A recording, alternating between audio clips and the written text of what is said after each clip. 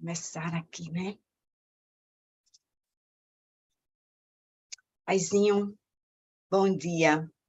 Bom dia para você, bom dia para vocês que estão aqui junto com a gente, começando o primeiro Apegando-se às Escrituras de 2023. Já orei essa manhã, quero orar aqui em unidade, Senhor. Queremos colocar diante de Ti, Senhor, o Apegando-se às Escrituras como um instrumento Teu, Deus, para as nossas vidas, para a gente estar te conhecendo mais, te amando mais, te buscando mais e transformando, Senhor, as nossas vidas nos teus princípios. Vem nos ensinar os teus princípios, Senhor. Vem nos mostrar, Deus, quem tu és e como tu queres que nós pareçamos, cada um de nós, na sua individualidade, mais parecidos com Cristo. É isso que te pedimos essa manhã. Vem, Espírito Santo, falar aos nossos corações, em nome de Jesus. Amém. Amém. Bem-vindos, amados. Vamos aí continuar nossa jornada, né? 2023, chegando com muito espaço para crescimento, né? Na nossa comunidade. Vamos lá, hoje nós vamos falar de Atos 19, vamos começar relembrando onde deixamos lá Atos 18, né? Paulo tinha saído de Atenas e tinha ido para Corinto, né? Essa cidade grande aí, e ali ele encontrou um judeu chamado Áquila, com a sua esposa Priscila, né? E esse casal foi muito importante na vida de Paulo e na vida da igreja, né? Paulo foi vê-los e tinham a mesma profissão, ele acabou morando com Áquila e Priscila. E aí, depois que Silas e Timóteo chegaram da Macedônia, a história é mais para trás, né? Ele tinha deixado os dois lá e tinha saído correndo, né? Paulo se dedicou exclusivamente à pregação, porque eles trouxeram ajuda dos cristãos lá de Filipos, né? E aí havia muitas conversões, mas eu coloquei aqui um detalhe, né, de Crispo, chefe da sinagoga, e depois o outro chefe da sinagoga que veio depois. Também houve muita oposição, e Paulo até pensou em desistir daquela cidade. É muito importante a gente ler isso no capítulo 18, porque às vezes a gente fica desencorajado, sabe? E aí o que aconteceu ali é que Paulo lavou os pés lá e disse, ó, bateu a poeira, mas Deus disse a ele, fique aí, pregue, porque eu tenho muita gente aqui nessa cidade. E Paulo foi obediente, ele ficou 1 ano e meio em Corinto, na cidade de Corinto, né? E aí Deus prometeu que ia proteger Paulo, e aí quando esses judeus de Coríntios, né, da cidade de Corinto, tentaram acusá-lo diante do procônsul, o procônsul disse, estou nem aí, né? Isso não tem nada a ver comigo. O procônsul da região da Acaia, uma pessoa muito poderosa, e a gente vai voltar a essa coisa de Acaia também hoje, né? E aí, mais para frente, a gente vê que Paulo parte espontaneamente, não corrido, mas espontaneamente, ele parte de Corinto e vai para Éfeso, lá na Síria, e aí, o que acontece? Ele vai junto com Áquila e Priscila. Na verdade, ele está ali a caminho de casa já, né? Aí, o que aconteceu? Eles tiveram muito sucesso na pregação ali, e aí, quando deu tempo certo, Paulo partiu de volta para Antioquia da Síria, mas ele deixou Priscila e Áquila para discipular os convertidos da cidade de Éfeso. Eu vou trazer aqui mais o finzinho do capítulo 18, porque já é o início da terceira viagem de Paulo. Então, para não ficar aí muito quebrado, né? Como é isso?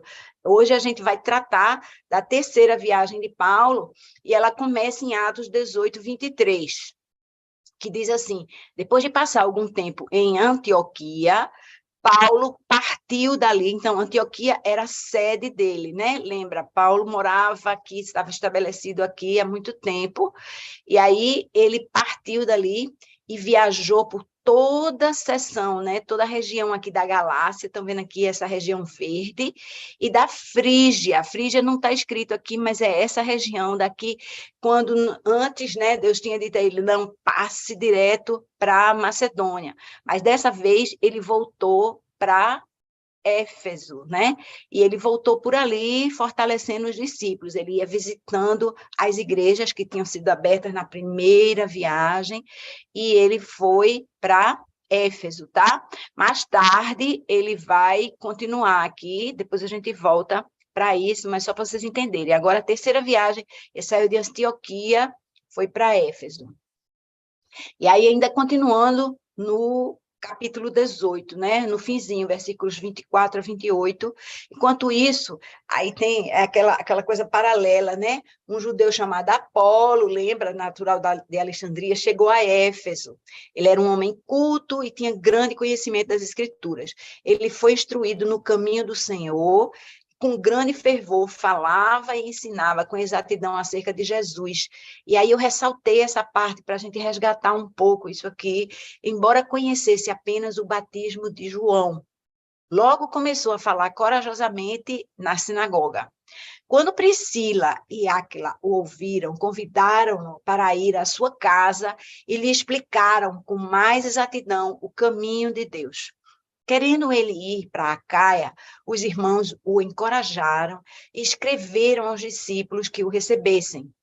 Ao chegar, ele auxiliou muito os que pela graça haviam crido, pois refutava vigorosamente os judeus em debate público, provando pelas Escrituras que Jesus é o Cristo. Gente, eu quis resgatar esse finzinho do capítulo 18 de Atos, porque aqui tem uma coisa muito importante, né? Apolo era uma pessoa que conhecia muito a palavra, mas ele não conhecia o Espírito Santo. E eu vejo isso como uma coisa muito comum hoje, né? A gente faz eventos, a gente faz cursilho, a gente faz acampamento, a gente faz, né, reuniões e eventos de casais, né, atrai mesmo pessoas para a célula, mas as pessoas ficam conhecendo a letra, que era o que Paulo conhecia, Apolo, perdão, que Apolo conhecia, e aí a pessoa não tem o Espírito Santo atuando na sua vida, porque quando você entrega a sua vida a Jesus, ele diz que você recebe um presente, né? O Espírito Santo vem habitar em nós, mas a gente precisa saber disso, tomar conhecimento disso, porque o meu vizinho habita do lado da minha casa, mas eu posso não saber o nome dele, eu não posso saber o emprego dele, eu posso não saber o que ele gosta, o que ele não gosta, né? Eu posso não saber nada da vida dele. Eu sei quem ele é, eu sei onde ele mora, eu sei qual é o carro dele, mas eu não conheço nada da vida dele. E é mais ou menos assim que acontece se a gente não conhece o Espírito Santo de Deus. Ele habita em nós, mas a gente não tem conhecimento nenhum e não tem nenhuma intimidade com ele. E aí, uma coisa que eu quero ressaltar é que ele, apesar de não conhecer o Espírito Santo, ele começou a pregar a palavra, porque esse era o dom de Apolo. E mais tarde a gente sabe, né? Depois vai dizer, eu sou de Paulo, eu sou de Apolo, mas o que acontece é que a gente precisa pregar a palavra de Deus, e o Espírito Santo de Deus vai mover. Como ele moveu a Priscila e Áquila para trazerem Apolo para perto deles, e aí a palavra diz que eles o convidaram para ir à sua casa e lhe explicaram com mais exatidão o caminho de Deus. É isso que a gente precisa fazer, né? A gente deve pegar as pessoas e também buscar instrução, conhecer mais com pessoas que conhecem. A gente pode estar conhecendo, caminhando há muito tempo, mas sempre há mais de Deus para a gente aprender. Então, a gente tem que estar nesse movimento de aprender mais, de conhecer mais a Deus e de apresentar o Deus intimamente às pessoas, né? Claro que o relacionamento é pessoal, mas a gente pode ser aquele agente, né, que Deus usa para trazer a pessoa a essa intimidade, né? Eu coloquei aqui, trazer para perto. explicar com mais exatidão o caminho, discipular e depois enviar, porque veja, aqui diz que Apolo queria ir para Acaia, estão ligados nessa região da Acaia. O que tem em Acaia? A igreja de Corinto, que era uma igreja difícil, né? Muitas influências ali de ídolos, né? Muita coisa do sobrenatural, muita idolatria. E aí ele sentiu o desejo no coração de ir para lá. O que os irmãos fizeram? Encorajaram, escreveram cartas, né, para que os discípulos o recebessem ali e ele tivesse uma melhor oportunidade, né, de atuar junto das pessoas, porque a palavra diz, ele refutava vigorosamente os judeus, né, em debate público, porque naquela ocasião era muito complicado para os judeus entenderem, né, que Jesus era o Messias. Essa era a grande questão dos judeus. Até hoje, né, eles questionam isso, né, não aceitam que Jesus era o Messias prometido. E agora, começando no capítulo 19, versículos 1 e 2. Enquanto Apolo estava em Corinto, Paulo, atravessando as regiões altas, chegou a Éfeso. Paulo foi para Éfeso. Então, está ligado aqui, Apolo foi para a região da Caia, estava em Corinto, e Paulo tinha saído, né, partido de Antioquia e estava agora em Éfeso, tá? E ali ele encontrou alguns discípulos, eu ressaltei essa palavra discípulos, vocês vão ver depois por quê, e lhes perguntou, vocês receberam o Espírito Santo quando creram? Eles responderam, não, nem sequer ouvimos que existe o Espírito Santo. É aquilo que eu estava falando antes, né? Veja, essas pessoas, eles eram discípulos, diz a palavra, o que diz assim, seguidor, né? Essas pessoas tinham sido acrescentadas à Igreja de Cristo, mas eles não conheciam o Espírito Santo. Não quer dizer que o Espírito Santo não vivia dentro deles, né? Mas quer dizer que eles não estavam conscientes disso. E aí, só lembrando que Paulo tinha prometido, lá em Atos 18, 21, ele tinha partido de Éfeso, o pessoal disse, não, fique mais tempo aqui, mas Paulo disse que voltaria a Éfeso se fosse da vontade de Deus. E voltou, né, no tempo certo. E aí, o que aconteceu? Esses discípulos de Éfeso, esses caras daqui, eles sabiam o suficiente para serem salvos e serem alunos, né, de Jesus. Eles eram chamados de discípulos, eles seguiam a lei de Jesus, mas na sua força, né? Na sua própria vontade, e não usando o ajudador que Deus enviou para nós a pedido de Jesus. E aí, eles não sabiam sobre a promessa de Jesus de enviar o Espírito Santo quando ele subisse, né, para os céus. Aí, o que acontece hoje, né? Algo preocupante para mim, pessoalmente, eu acho que devia ser para cada um de nós, a gente deve se constranger com isso. É o fato de que muitos cristãos, eles são apenas discípulos, né? Mas eles não conhecem o Espírito Santo, e isso leva a uma vida cristã muito limitada, né? Isso limita a transformação da pessoa, a santificação, a vitória sobre grilhões, perdão para as coisas que lava, limpa a nossa alma, nos liberta. Há uma série de coisas que as pessoas perdem, né? E a gente convive com isso. A igreja acaba não refletindo a imagem de Cristo que ela deveria refletir. E a gente vai ver isso agora a seguir, prosseguindo nos versículos 3 a 7. Então, que batismo vocês receberam? Perguntou Paulo. O batismo de João, responderam eles. Disse Paulo, o batismo de João foi um batismo de arrependimento. Ele dizia ao povo que cresce naquele que viria depois dele, isto é, em Jesus. Ouvindo isso, eles foram batizados no nome do Senhor Jesus. Quando Paulo lhes impôs as mãos, veio sobre eles o Espírito Santo e começaram a falar em línguas e a profetizar. Eram ao todo uns 12 homens. Muita coisa aqui nesse slide também, nesse trechinho, somente esses versículos. Diz assim, o batismo de João é o batismo de arrependimento, chamado batismo da água. Batismo de Jesus é o batismo da salvação ou do fogo. Então, uma coisa é você se arrepender, lembra? Você se arrepende, você declara, né? Eu sou culpado, mas eu me arrependo. Arrependimento é mudança de comportamento, né? Eu quero fazer diferente agora, é uma decisão. E você recebe a salvação. Esse batismo da salvação, ele traz transformação de vida, santificação, que é isso que eles receberam agora, quando Paulo lhes impôs as mãos, né? Deus quer que nós vamos mais fundo, minha gente, mais fundo.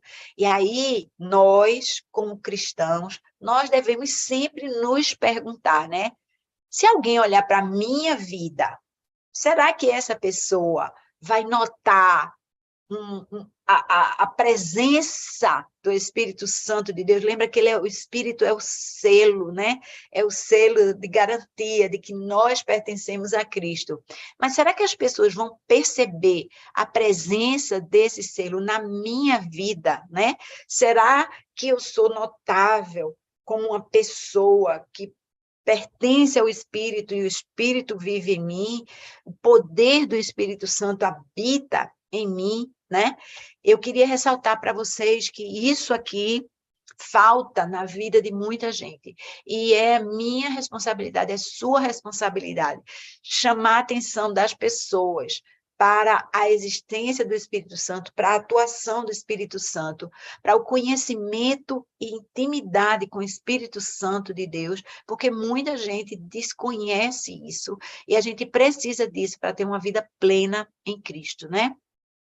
E aí eu salientei aqui que na palavra diz assim, eram ao todo uns 12 homens. Isso quer dizer muito pouco, né? Eles eram poucos, não eram muitos homens. Mas hoje em dia, com a multiplicação, né, Paulo não está pregando, tem os Apolos pregando por aí com toda boa vontade, com todo conhecimento correto até, não estou falando de falsos profetas ou de falsos evangelistas, não. Mesmo aqueles que têm o conhecimento certo, que passam o conhecimento certo, às vezes é limitado. Então, a gente precisa mesmo ir mais fundo nisso e levar as pessoas mais fundo nisso. Amém? Prosseguindo aqui, Atos 19, 8 a 10. Paulo entrou na sinagoga e ali falou com liberdade durante 3 meses, argumentando convincentemente acerca do reino de Deus. Mas alguns deles se endureceram e se recusaram a crer e começaram a falar mal do caminho diante da multidão. Paulo, então, afastou-se deles. Tomando consigo os discípulos, passou a ensinar diariamente na escola de Tirano. Isso continuou por 2 anos, de forma que todos os judeus e os gregos que viviam na província da Ásia ouviram a palavra do Senhor. Esse trecho é muito poderoso, muito poderoso. Veja que não há uma rejeição ao chamado povo escolhido, né? O povo de Deus, né? Os judeus. Eles não foram isolados, agora não é mais vocês, agora são os cristãos. Não, eles eram convidados para entender aquela realidade que Jesus representava ali a partir deles, né? A partir daquela nação, surgiu sim a salvação do mundo, não a salvação deles como povo escolhido. Eles foram escolhidos para serem a nação onde Jesus viria, o Messias viria. E aí, em Éfeso, Paulo teve a oportunidade de pregar nas sinagogas. Veja que não há perseguição aqui, mas não houve grande sucesso no meio deles. Muitos, a palavra diz, endureceram os corações, né? Se recusaram a crer. Não, nós não cremos nisso. Ao invés de olhar na palavra, como os bereanos, que a gente viu lá no capítulo 17, né? Eles endureceram o seu coração. E aí fizeram o quê? Atitude? Falar mal do caminho. O caminho é como é chamado, né? Esses seguidores do Cristo agora, né? Dessa pregação do Evangelho. E eles falavam mal a respeito do caminho diante da multidão, dos povos. Então, Paulo decidiu se afastar deles, e aí ele mudou, ao invés de ele estar pregando nas sinagogas, ele começou a pregar na escola de Tirano. E agora uma coisa muito importante, minha gente, que detalhe, vejam bem, ele passou a ensinar, não era de sábado em sábado, a palavra diz ensinar diariamente. Diariamente, Paulo ensinava na escola de Tirano, e isso continuou por 2 anos. Resultado, quando Paulo terminou essa obra, todos os judeus e gregos que viviam na província da Ásia já tinham ouvido falar a palavra do Senhor. E o efeito disso é muito grande, minha gente. Por quê? Porque Paulo ensinou, com esse ensino diário por 2 anos, eles conheciam a verdade do Evangelho, o ensino de Jesus, que era uma revolução, né, para aquele momento, para que eles estavam vivendo. E agora ele deve ter alcançado muitos discípulos que, por sua vez, levaram a mensagem para toda aquela região da Ásia, província da Ásia. Paulo sozinho não conseguiria fazer isso, mas ele fez discípulos que levaram isso à região da Ásia, né? A palavra diz que todos os judeus e gregos, ou seja, os gentios, né, que viviam naquela província, eles ouviram falar disso. E agora eu vou trazer o mapa de volta. Dê uma olhada aqui nesse mapa que eu vou mostrar para vocês e vejam que igrejas estão nessa região aí da província da Ásia. Dá uma olhada aqui. Aqui a gente falou, estamos aqui em Éfeso, né? E agora olhem o que acontece marcadinho de amarelo. A gente tem Éfeso, a gente tem Esmirna, a gente tem Pérgamo, a gente tem Tiatira, Sardes, Filadélfia e Laodiceia. Vê bem, essas são as 7 cidades, as 7 igrejas que são mencionadas lá no Apocalipse. E elas são citadas nessa ordem aqui, que lembra uma trajetória. Vocês estão vendo aqui de Éfeso para Esmirna, crescendo para Pérgamo, para Tiatira, para Sardes, para Filadélfia, para Laodiceia. Essas são as 7 cidades citadas, as 7 igrejas, né? Que tem aquelas cartas lá específicas no livro de Apocalipse, né? Que são citadas, estão aqui nessa região da Ásia, onde Paulo passou 2 anos pregando diariamente. Esse foi o efeito disso, né? Essa parte aqui central da Ásia, sendo da Ásia naquela época, né? Lembrando, isso aqui é aquela chamada Ásia Menor, que não tem nada a ver com a Ásia de hoje em dia, mas foi aí que Paulo fez essa pregação durante todo esse tempo, né? Quem vivia ali naquela época ouviu o Evangelho. Continuando nos versículos 11 e 12. Deus fazia milagres extraordinários por meio de Paulo, de modo que até lenços e aventais que Paulo usava eram levados e colocados sobre os enfermos. Estes eram curados de suas doenças e os espíritos malignos saíam deles.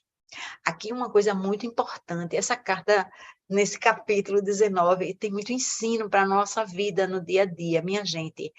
A palavra diz que Deus fazia milagres extraordinários. Extraordinários, não eram milagres ordinários, eram milagres extraordinários. Deus fazia milagres extraordinários por meio de Paulo, e ele também tinha feito milagres extraordinários através de Jesus. Lembra lá quando a mulher do fluxo de sangue tocou a borda do manto de Jesus e ela foi curada? Jesus não impôs as mãos, Jesus não orou, Jesus não disse saia de você a doença, nada. A mulher, pela fé, tocou a borda do manto dele, ela foi curada. Aquilo foi considerado um milagre extraordinário. E Jesus restituiu aquela mulher, né, a vida em sociedade ali. Não vamos entrar em detalhes, mas Deus também fez milagres extraordinários através de Pedro. Lembra que a palavra diz que até a sombra de Pedro curava, e as pessoas colocavam os doentes no caminho para que quando Paulo passasse, né, a sombra dele alcançasse as pessoas, e Deus fazia isso para demonstrar o seu poder, não era o poder de Pedro. E aí, é uma coisa que eu queria chamar a atenção aqui agora, é que não há repetição desses processos na Bíblia. Você ouve falar uma vez aqui, uma vez a borda, uma vez a sombra, uma vez o lenço, né? O lenço de Paulo, lenços e aventais. Lembra que Paulo era fazedor de tendas. Então, isso aqui era o material de trabalho dele, né? Ele se cobria com avental, colocava um lenço na cabeça lá, e ele fazia tendas, e as pessoas pegavam aquela coisa meio suada, né? Ali, trabalhada, suja, e eles colocavam aquilo, né, nos doentes, e os enfermos eram curados. Mas não há repetição desse processo, né? Então, a gente não deve fazer disso uma doutrina. Eu já ouvi falar de pessoas que fazem isso, né? Ai, aqui, vamos abençoar esses lenços e levar para ali, né? Não tem nada a ver, isso não é um processo, né? Levar lenços para colocar em pessoas e para elas serem curadas. Não, quem cura é Deus. Quem faz tudo é Deus. Ele faz do jeito que ele quer, mas a gente não deve usar o método dele, né? Cuspiu no chão, botou ali, fez a laminha, botou no olho. Agora vamos, todo mundo que tem problema de vista, vamos aqui botar uma laminha no olho.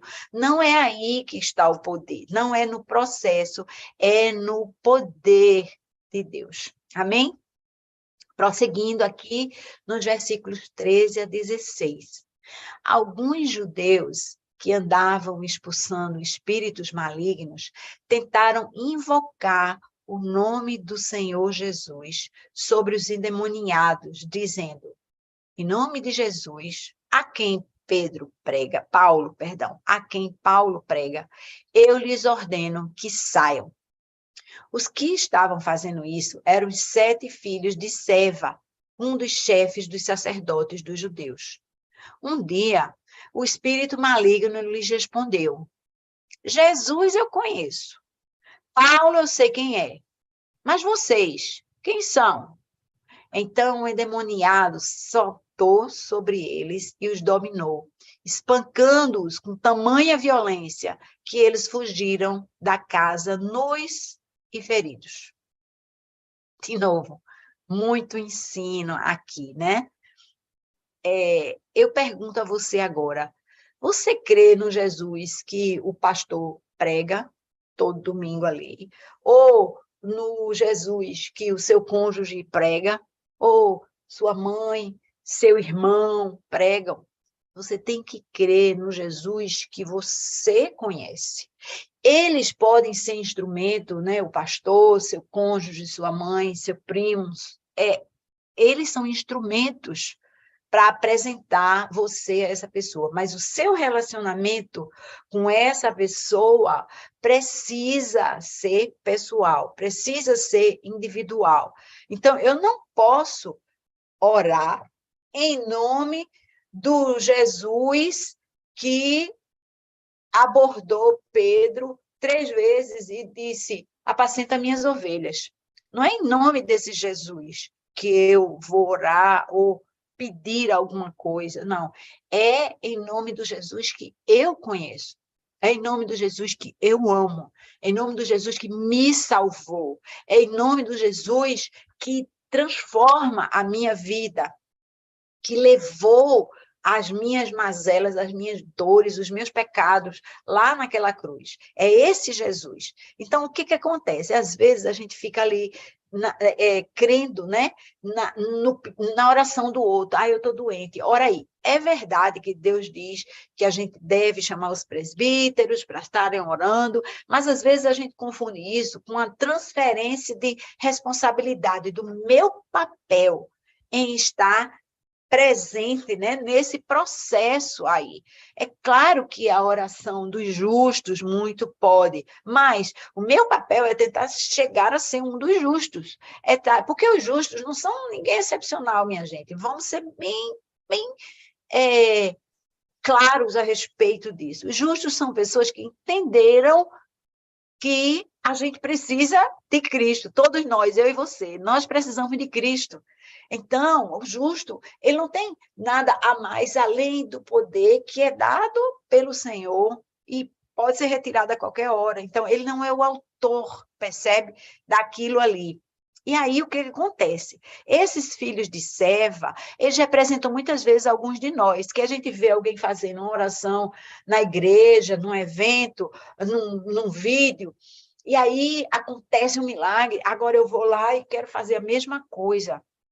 E Deus disse, ele deu autoridade a nós, né, para pisar em serpentes, para expulsar demônios. Mas a gente precisa fazer isso através de um poder que nós desenvolvemos com o nosso relacionamento com Deus. E esses filhos de Seva estavam só repetindo palavras, né? Saia no nome de Paulo, o Jesus que Paulo prega. Aí o demônio deixa bem claro isso aqui, e é muito interessante, porque Lucas, ele esclarece a você como são as coisas. Olha, o Satanás, ele diz assim, Jesus, eu conheço, ele sabe, né? Ele vive ali no mundo espiritual e está sabendo. Paulo, eu sei quem é. É o cara atuante aí, está fazendo o maior estrago pelo mundo, né? Com relação ao reino demoníaco, né? Ao reino das trevas, que hoje governa o mundo. Mas vocês são quem? Não devo nada a vocês. Vocês não têm autoridade nenhuma sobre mim. Você percebe a autoridade a gente recebe de Deus quando a gente caminha nos caminhos dele. E aí o que acontece? Muita gente tem medo, né, de orar ou de declarar o nome de Deus, de pregar, às vezes de trabalhar em evento. Por quê? Porque esses filhos de Seva levaram o maior couro, foram espancados com violência, né? Mas acontece o seguinte, Deus, ele nos protege a nós. O que acontece é que a gente, às vezes, fica fora do guarda-chuva, fora da capa, fora dos braços, da proteção, das asas de Deus, e a gente quer guerrear a guerra por aí. Não é assim. Vamos falar sobre isso um pouco mais adiante, tá? Só declarando aqui, olha, não tenta fazer aquilo para o que você não foi equipado. A gente precisa se equipar para a guerra espiritual. Tá certo? Então, vamos adiante aqui, porque a gente precisa entender, esses filhos de Seva, eles falharam, porque eles não tinham um relacionamento verdadeiro com Jesus, tá? Eles não tinham poder espiritual, não que alguém possa ter o poder por si mesmo, mas esse poder, ele vem da gente caminhar com Cristo, amém? Vou beber uma aguinha aqui, enquanto você digere isso aí.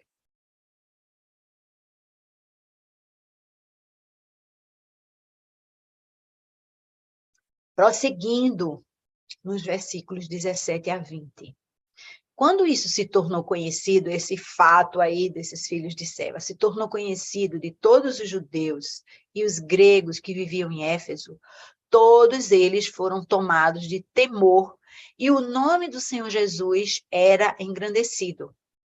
Muitos dos que creram vinham e confessavam e declaravam abertamente suas más obras. Grande número dos que tinham praticado ocultismo reuniram seus livros e os queimaram publicamente. Calculado o valor total, este chegou a 50.000 dracmas. Dessa maneira, a palavra do Senhor muito se difundia e se fortalecia.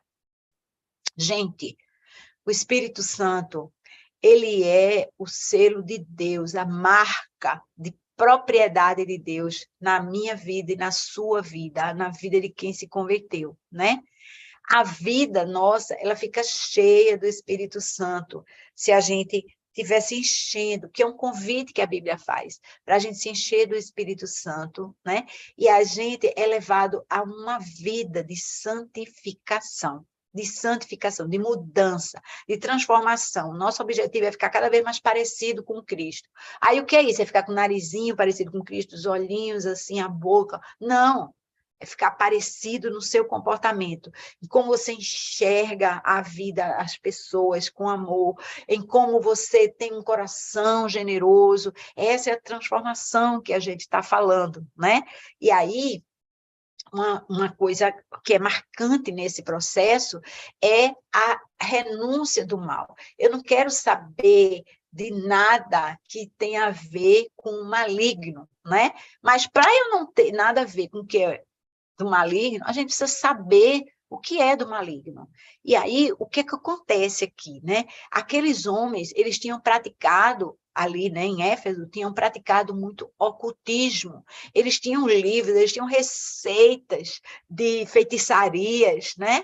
E aí, esse valor que foi colocado ali mostra como a coisa era arraigada, como a coisa era presente no meio deles, porque esse valor aí de 50 mil dracmas é muito grande, né? Muita gente faz aproximações estimativas para isso, para os dias de hoje, né? Mas o importante aqui da mensagem é que era um grande volume de dinheiro representado naqueles livros, né, que foram queimados ali publicamente.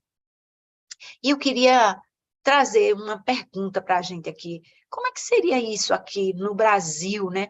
Na nossa cultura hoje? Porque, olha, no nosso meio, a gente convive com isso o tempo todo, minha gente. A gente pensa, não, eu não tenho nada a ver com isso. A gente pode ser que pessoalmente não, mas pessoas ao nosso redor, sim. Veja aí, horóscopo, tem gente que não sai de casa sem ver o horóscopo. Carta, tem gente que pratica ver. Então, final de ano é tal tarô, você ouve falar, né, de coisas que as pessoas veem jogar búzios, não sei o quê, andar de roupa branca. Eu já conheci gente que toda sexta-feira andava de roupa branca, todo branco de cima a baixo, parecia um médico, mas não era médico. Era só porque era sexta-feira e a roupa branca estava ali como uma reverência, né, como um compromisso com o maligno, que a gente às vezes não sabe que é o maligno, né? Semente de romã, uma coisa tradicional aí, dia 6 de janeiro, comer romã para a provisão vir, né? A crença na provisão que não vem do pai. Benzer mal olhado, benzer, tirar, a pessoa botou mal olhado, então eu vou benzer aqui para tirar o mal olhado que alguém botou em cima de mim. Amuletos de toda sorte, né? Às vezes você vai num salão de beleza, você vê um elefantinho, às vezes de costa para a porta, às vezes assim, alho, né? Um alho em cima de sal grosso, às vezes, né? Ou um texto pendurado no espelho, no retrovisor do carro. Tudo isso, minha gente, é crendice, tudo isso é feitiçaria, tudo isso é idolatria. A palavra é essa. E nós, culturalmente, somos imersos, né, nisso, na nossa cultura. Quanto a gente puder, vamos contar às pessoas que isso não é do bem, isso não é do bem. E as pessoas, quando compreenderem, elas vão querer se livrar disso. E não é se livrar assim, esse elefantinho é tão bonito, eu acho que eu vou dar para a secretária enfeitar a casa dela. Não, minha gente, não, é coisa do maligno, ela tem que ser destruída para não continuar fazendo mal por aí pela frente. Amém? Vamos prosseguindo. Mas podemos falar mais sobre isso depois. Tanto assunto aqui para a gente falar depois, né, juntos aí.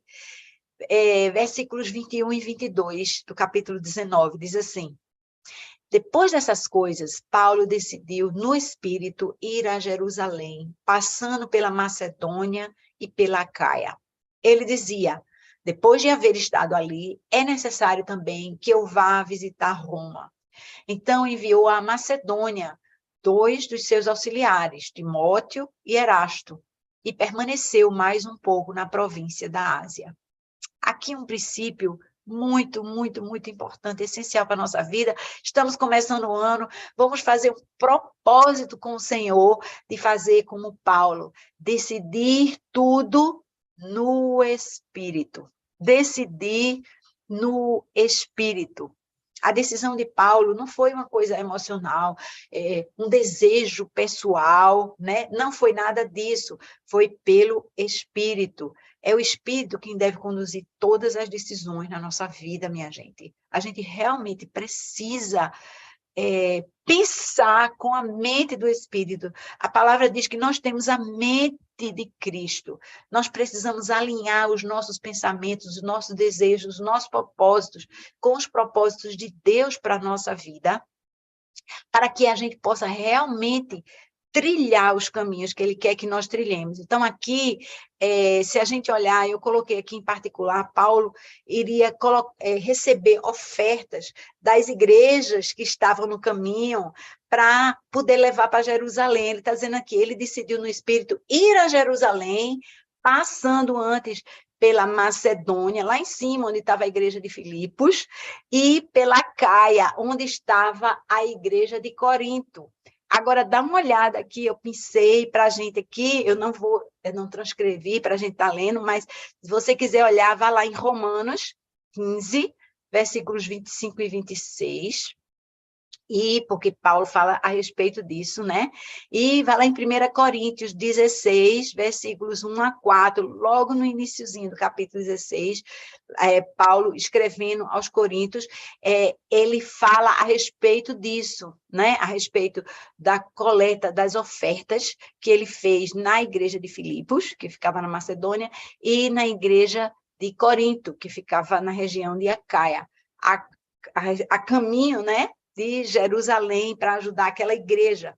E aí, os planos de Paulo incluíam também visitar a igreja de Roma, mais tarde, que a gente sabe, né, que aquela igreja ela era conhecida pela sua fé. Também está aqui no iniciozinho da carta de Paulo aos Romanos, né, logo no capítulo 1, ele fala a respeito disso, como ele queria visitar ali isso aconteceria já bem mais tarde do que a gente está falando aqui, mas a gente sabe, né, que Paulo ainda passou muito tempo pregando em Roma, mesmo preso, né, ele era prisioneiro, mas ele tinha liberdade de pregar.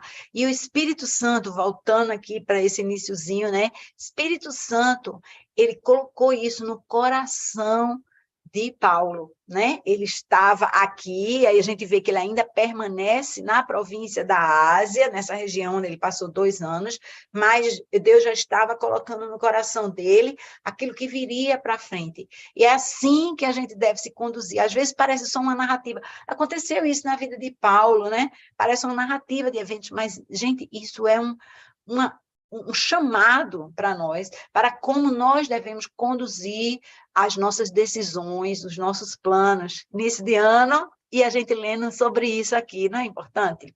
Vamos lá. E aí um trecho que eu coloquei bem grande, porque ele meio que conta uma história, tá? A gente está nos versículos 23 a 28. Naquele tempo, houve um grande tumulto por causa do caminho.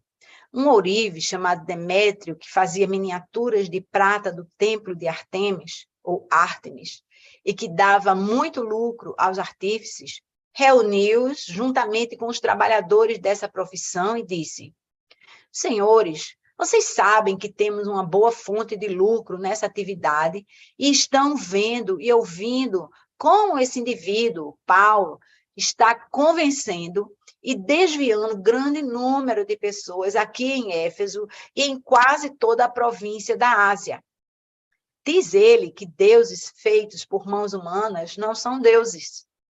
Não somente há o perigo da nossa profissão perder a sua reputação, mas também de o templo da grande deusa Ártemis cair em descrédito e de a própria deusa adorada em toda a província da Ásia, em todo o mundo, ser destituída da sua majestade divina.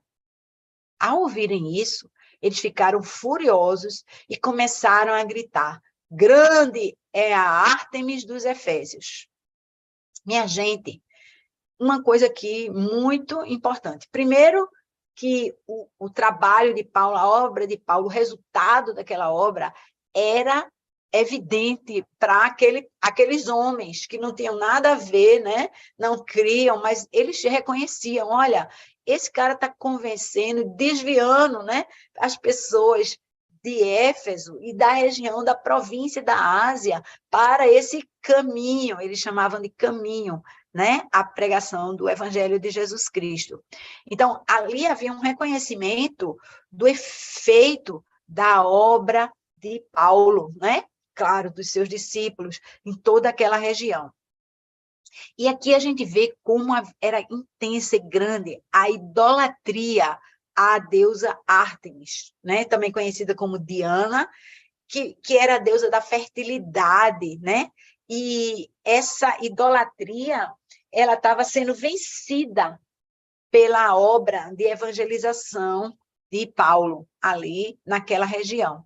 Então, é muito importante que a gente entenda, veja, as coisas idólatras, elas caem diante da pregação da palavra de Deus. A gente pensa, não, ela tem grande poder, né? Ela é idolatrada na Ásia, em toda a região ali do mundo, mas diante da palavra, da verdade, há sim uma transformação na vida das pessoas. Nós devemos crer no poder da pregação do Evangelho de Jesus Cristo, mesmo quando a situação parece, né, impossível, né? Parece que ali não tem jeito. Não, não existe impossível para Deus.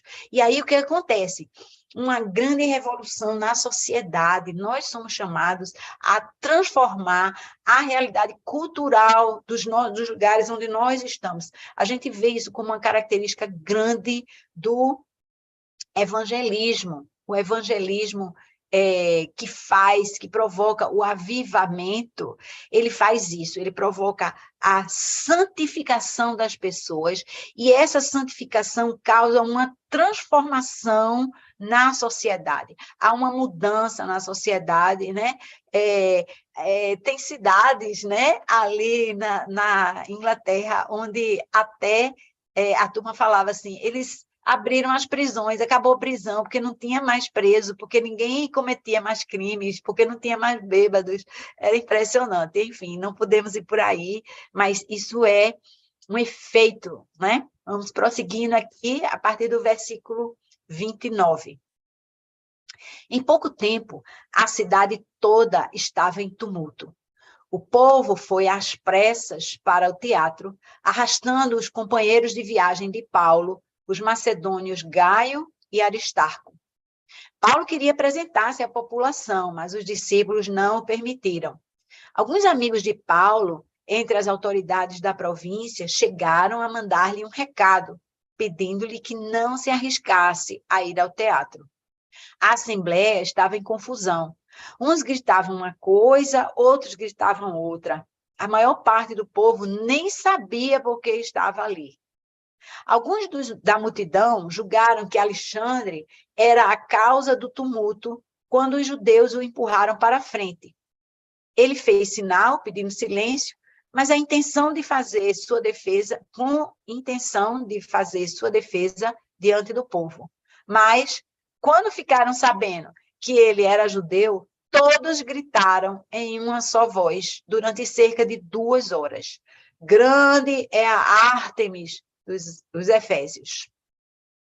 Quantas vezes, minha gente, eu digo, nós gritamos em voz alta, grande é o meu time de futebol, grande é o meu partido político, grande é, eita, repetir aqui o futebol, meu sucesso pessoal.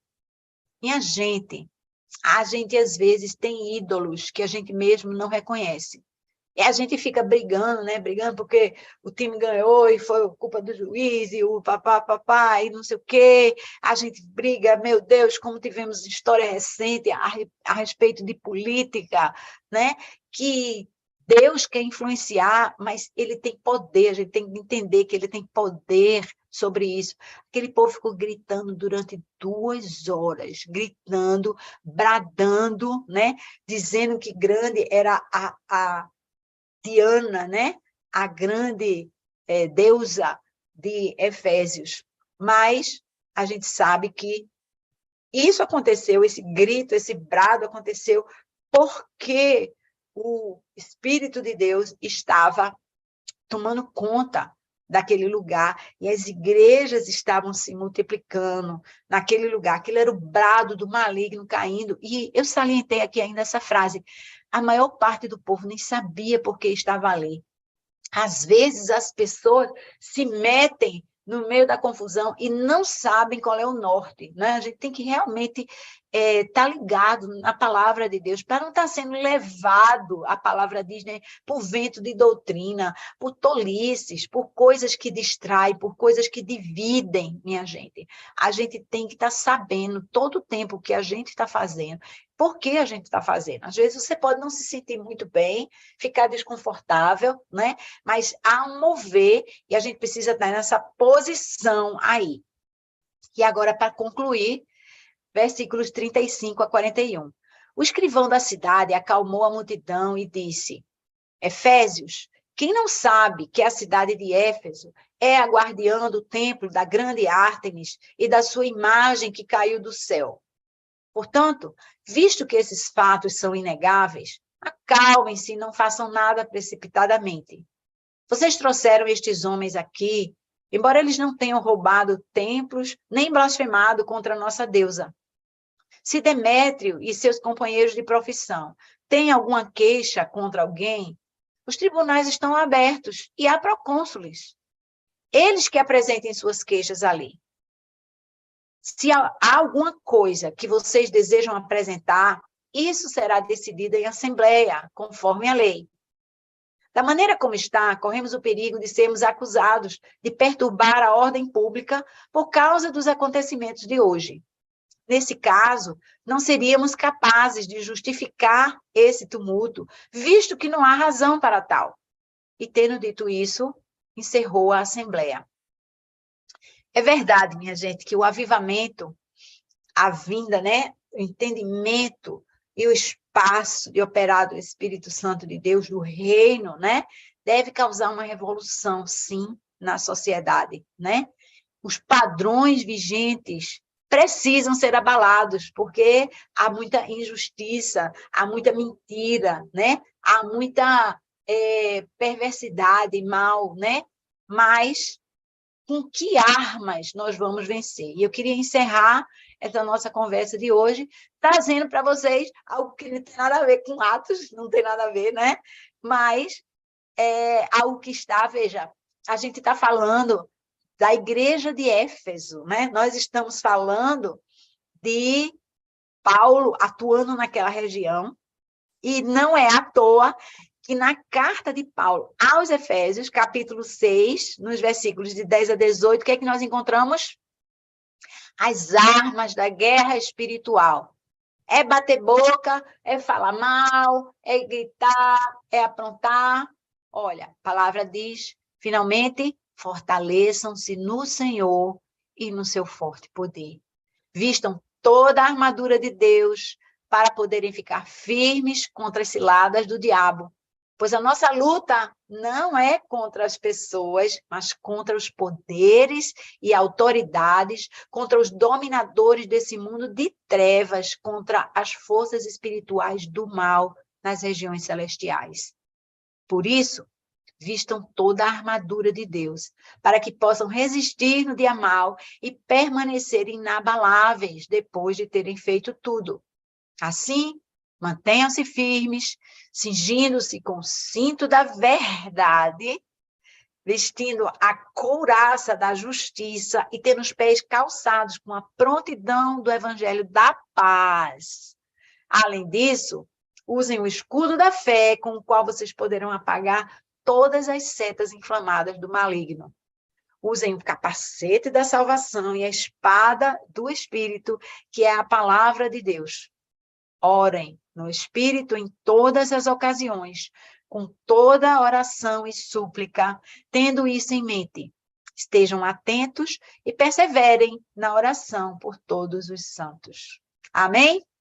Vamos lá agora para a nossa conversa. Olá, bem-vindos. Vamos à nossa primeira conversinha de 2023. Bora lá, gente, sem perder um minuto. Bom dia. Quem vai primeiro?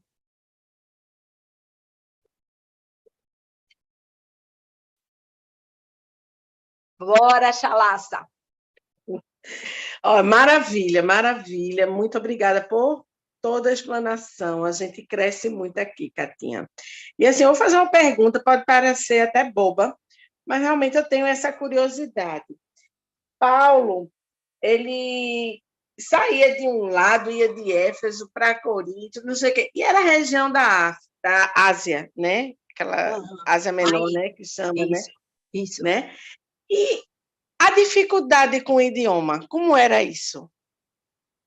Ele era um homem muito Eu tenho isso. culto. Ele era um homem muito culto e aquela região era dominada pela cultura grega, né? Se a gente for olhar um pouquinho o lado da história, a gente vai ver que os gregos dominaram aquele espaço por muito tempo e a questão da cultura era muito forte. Então, normalmente eles falavam assim, né? Os judeus e os gregos se referem àqueles povos mesmo de diferentes nações, mas que eram, de uma certa forma, reunidos, porque você lembra, quando eles conquistavam povos, eles impunham os seus valores, a sua cultura e a sua linguagem como forma de domínio, né? O domínio era militar, mas ele também era cultural. Então, eu creio realmente que Paulo falava em grego ali, mas a gente não pode descartar o poder de Deus fazendo essa comunicação aí, viu? Falando sério. É uma excelente pergunta. E eu amei, deixa eu dizer aqui, eu vou falar pouco, mas assim, amei a gente começar com uma pergunta, né?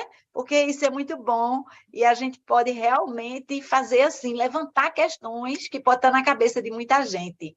Vamos lá. Obrigada, Catinha. Bom dia. Bom dia. Quem vai? Quem vai? Vamos, povo.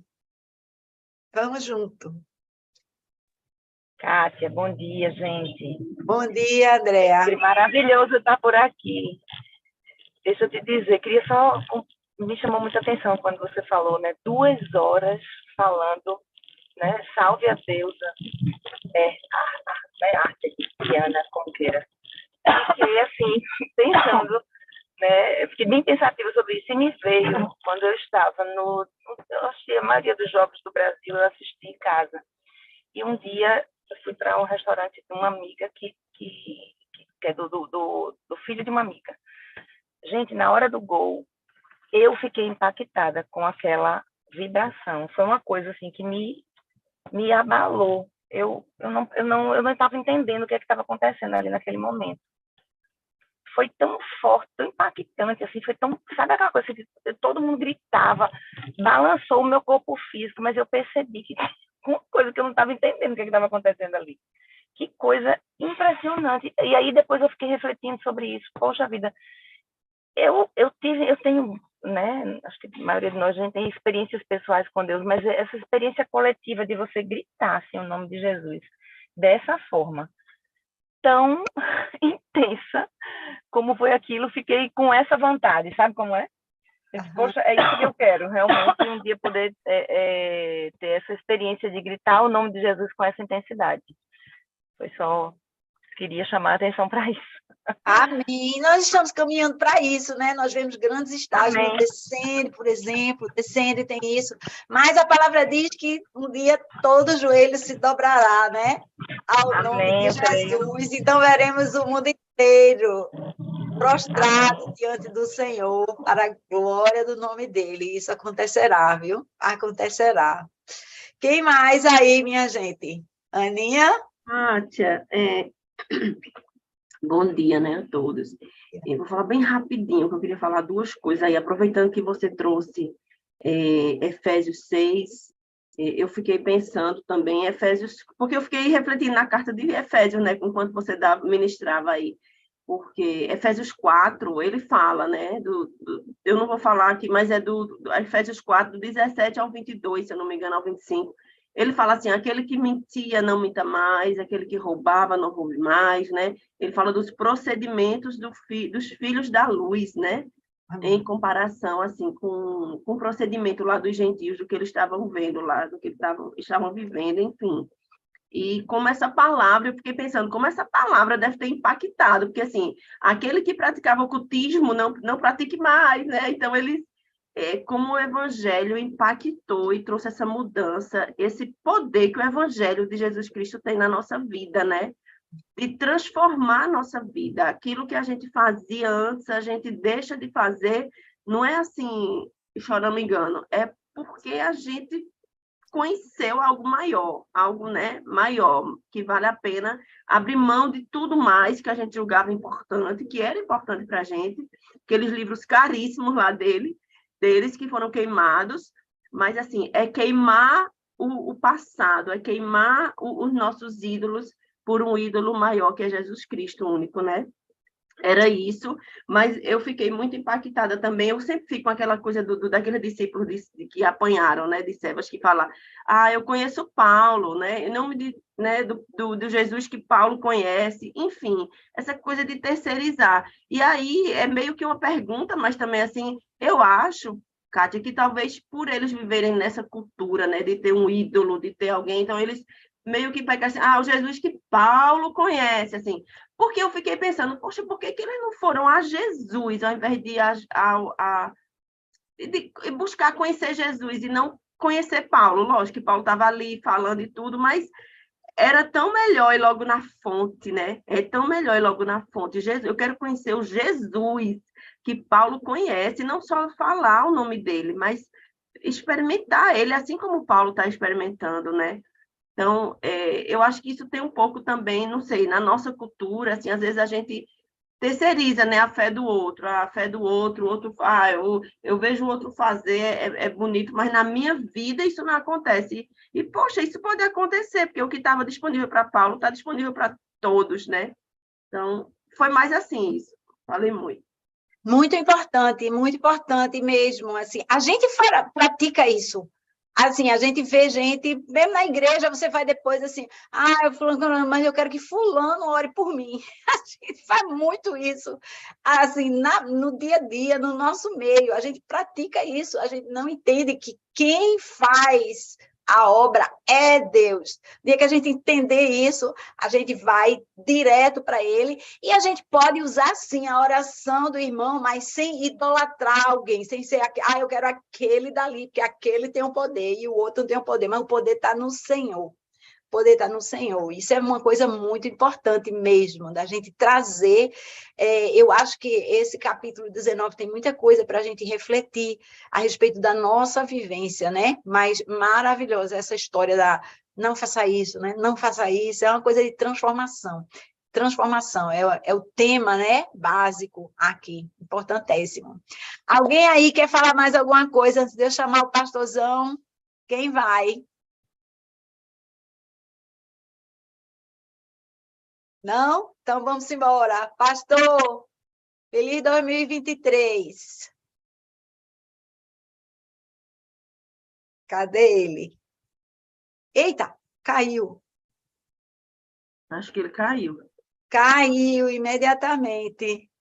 Ai, tadinho. Será que ele volta? Espera para ver. Caiu Denise simultaneamente. Acho que foi alguma coisa aí de conexão. Então, vamos encerrar aqui, né? Por causa do nosso tempo. Aninha, queres orar aí para fechar a gente aqui essa manhã? Quero. Senhor Deus, obrigada, Pai. Obrigada por esse início de novo ano, do apegando-se às Escrituras, Deus. Queremos orar especialmente pela vida de Kátia, para que o Senhor dê a ela toda a sabedoria, todo o discernimento, espírito de revelação, Pai, sobre ela, que os olhos dela estejam sempre abertos para descobrir, né, os teus tesouros através da palavra e transmitir as maravilhas da tua lei para nós, Senhor. Obrigada, Deus, que o nosso coração, Pai, se encha de sede por te conhecer, Senhor. Não te conhecer apenas de ouvir falar por outras pessoas ou de ler apenas ou de eventos, mas uma busca diária para experimentar a tua presença nas nossas vidas e que essa presença, Deus, faça diferença na vida do outro, Pai, que a gente possa ministrar no poder do Espírito Santo, servir no poder do Espírito Santo, pregar esse evangelho no poder do Espírito Santo, que cause impacto na vida das pessoas, que as pessoas abandonem os seus ídolos, as suas coisas, Pai, que muitas vezes estão presas ali nos seus corações, que essa palavra traga libertação Eu oro por um evangelho que traga libertação nas nossas vidas, Senhor. Eu oro para que a gente cada vez mais seja despertado para te buscar e para te conhecer, Jesus. Tu és simples, tu estás perto e ninguém está distante. Não é para alguns, é para todos, todos. O teu poder é disponível a todos.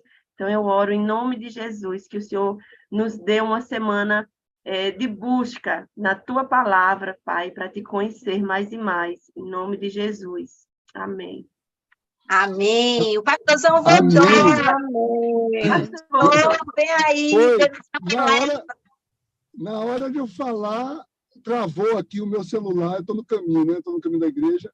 Aí travou meu celular e eu resetando. Cadê esse negócio que não volta? Cadê que não volta? Aí quando voltou, a Aninha estava orando. Que bom. Gente, olha, mas que muito bom a gente ter, né, esse retorno aqui hoje e começar já dessa maneira. Muito bom.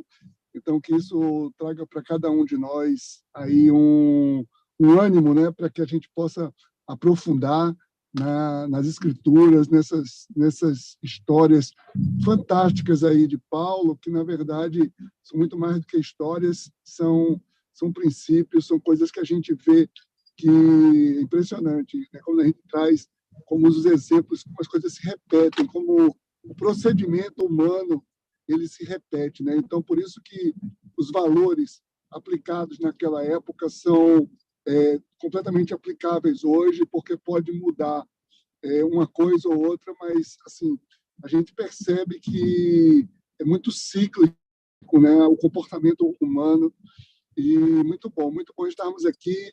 Deus abençoe todos vocês, um ótimo domingo, né? Hoje estamos iniciando uma nova série de mensagens onde a gente vai falar sobre a esperança. Então, espero vocês nos nossos cultos. Estou indo agora para o culto das 10, depois das 17. Um beijo grande para quem eu ainda não tinha falado antes, por algum motivo. Um feliz 2023. Amém, amém. Que bom, maravilha. Bom dia. Amém. Obrigada. Bom Feliz dia, ano novo, meu povo. Beijo grande. Vamos junto em 2023. Bom dia. Obrigada, Kátia. Bom dia. Feliz ano novo para todo mundo. Beijos. Bom dia. Bom dia. Feliz ano novo para todo mundo.